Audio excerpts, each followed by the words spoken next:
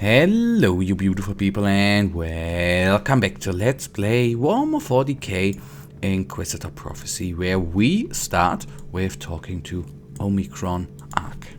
Tech Priest. I couldn't help but notice that the Tech Priest I found at the Monolith was a member of a Requisitional expedition, just like you. They conducted research here and now the Monolith is stirring. Makes me wonder why these expeditions are always connected to heretical activities. Care to explain? As you request. Full disclosure is the most logical solution at this point. Everything else hinders efficiency. The Adeptus Mechanicus, much like the Inquisition, includes many factions. The Requisitional expeditions served as a cover for the secret operations of our factions. Elaborate, Tech Priest. We are the Xenorite, specializing in research into Archaeotech and Xenos relics in the Caligari sector. Are you confessing to Tech heresy? Negative, Inquisitor. Several Forge worlds provide discreet support to us. 67.8% of the local Xenorites serve Inquisitors, mostly the ones you call radicals. Should I find this reassuring? It doesn't mean it is not heresy, only that it could be widespread heresy. Logical conclusion. Communion with the Cortex records revealed a hexamathic code with the coordinates of the Xenorite base under the Hive. Investigating the location could provide useful data. Or a meeting with some more wretched cultists. Alright, then we need to visit the ruined base of the Requisitional expedition. So let's see what the briefing is actually going to tell us. The Requisitional expedition, my inquiry is leading into very dark places, both figuratively and literally. The unfortunate citizens of the Hive were dragged to an ancient monolith of Xenos origin and sacrificed before it. However, what I find even more baffling is traces that I discovered of an ancient Adeptus Mechanicus expedition hunting for the very same Xenos relics. With the help of my tech priest, I've located the ruined base of the Underhive. Hopefully, I will find answers there.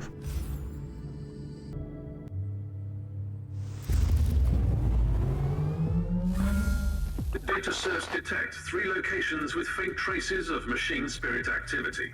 Closer inspection recommended. Marauders defiling the sanctuaries of the Omnissiah need to be eliminated. Will do, and why don't you just use the less gun for a couple of seconds here, just to have a little bit of variety. We are going probably to switch back to the bolt gun very soon, but we have used it in the last couple of episodes, so why not, right? It is powerful as well. We have a new one actually equipped, which does a little bit more base damage. Let's say it like that.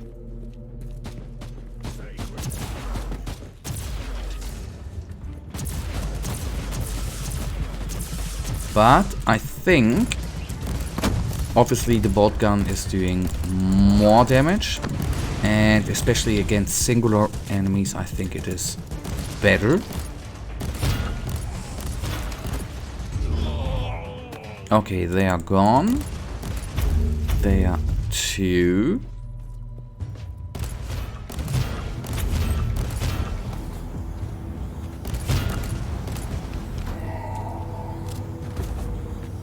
Okay, supply refill is not what I need, not what I want. I would actually look forward to find some medical supplies, to be honest. Loading! Warning.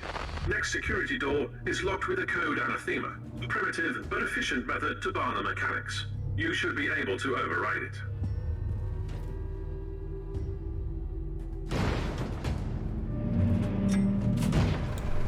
Okay, yes, we just did. Nice. A couple of horde enemies. This guy should be the first one to be taken out. I know, oftentimes I just focus basically on the horde enemies, but sometimes, you can mix it up a little bit. As I always like to say, of course, these horde kind of enemies are in the end doing a lot of damage too. Once there are many, they do a lot of damage. Alright. What have you learned, Inquisitor? A wise man learns from the deaths of others. Let's see what this lecture is. Last words. To anyone who might find this, may the God Emperor have mercy on me. They found me at the furnace and made me attend to the cogitators, which is the only reliable way of communication in the Underhive. May the Omnisire forgive me, but I had to do it, even if I'm just a lowly menial and don't even know the proper canticles. I made my escape as soon as I could, but they found me. Now I am trapped here. I would rather starve here than suffer the fate of the prisoners. Even in death, I will serve the Emperor with what little I know. Only the leader of the heretics, Kasura, the first son, knows what they are up to, but there are traitor Astartes involved. I saw them. I saw Terra incarnate. The main cogitator of the research base is still intact. Use my access litanies. Praise the God Emperor. So very dark, and the usual thing every time, of course, when something in the 40k universe obviously involves chaos, it is very dark. But well, this is basically just the thing to summon up the 40k universe, right? War, darkness, unfairness, all these is a thing to characterize the 40k universe. Sadly enough, everyone is fighting for its survival with big threats hanging around. Not only, of course, chaos is a big threat, not only, I guess, for the Imperium. I mean, the Chaos Gods are not good for anyone, whether it's going to be Eldari, Gas trap? Not a boring day at all. Drukari, whatever. But the big Tyranid threat, the Necron threat, and everything, I guess, is... Oh, consider it. I will paint this chamber red with your blood. is for other races, for all of them races, not good.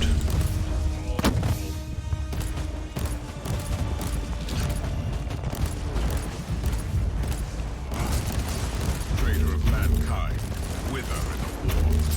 Apparently the Chaos Marines are the masters of the cult. He had a cogitator, which might be linked to the network of the Forsaken Sons. Okay, and 2 more enemies.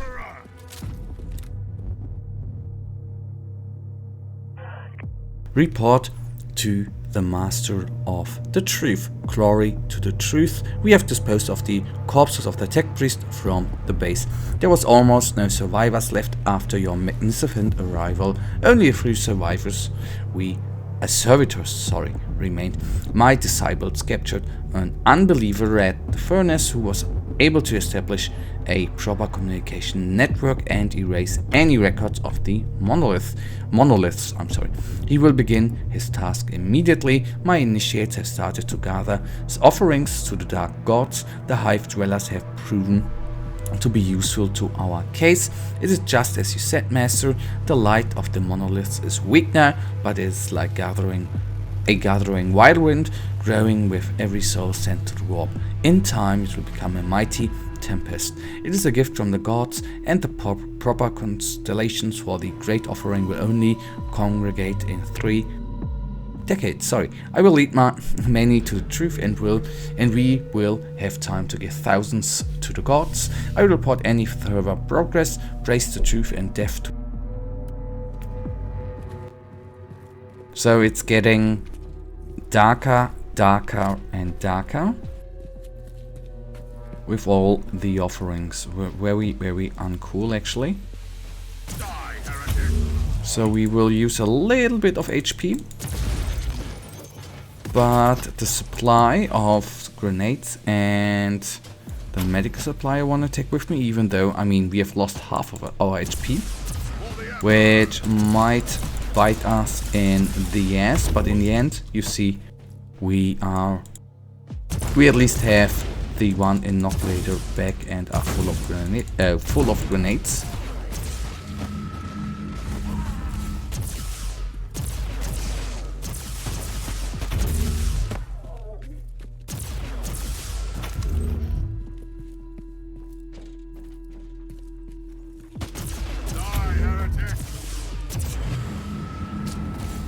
Oh, I oversaw those close combat guys. And obviously will take the speed buff there with us. Speed buff, obviously very, very useful.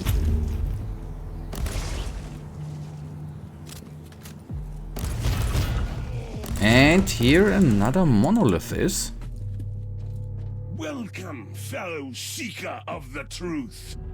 I'm afraid that you can't receive the teachings in your current state. Let Ulbrax, the Forsaken, free you from the bonds of your existence. What is this? No, Master. I was faithful. Looks like your friend freed you from the burden of your limbs. Emperor, be my shield and strength. And we are, so to say, allowed to fight a little Hellbrute. Well, little is obviously not the right thing to say, but let's then bring her down.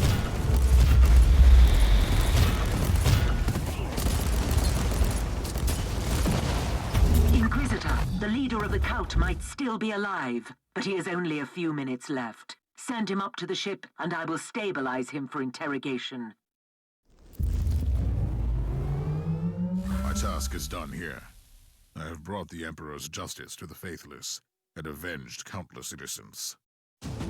And that, guys, brings us right now to the end of this episode. And you know it, I, as usual, really thank you for watching. If you guys actually do have enjoyed this episode, then please give me a little thumbs up and subscribe, and hopefully I see ya in the next episode. Until then, have a nice day, stay frosty, bye.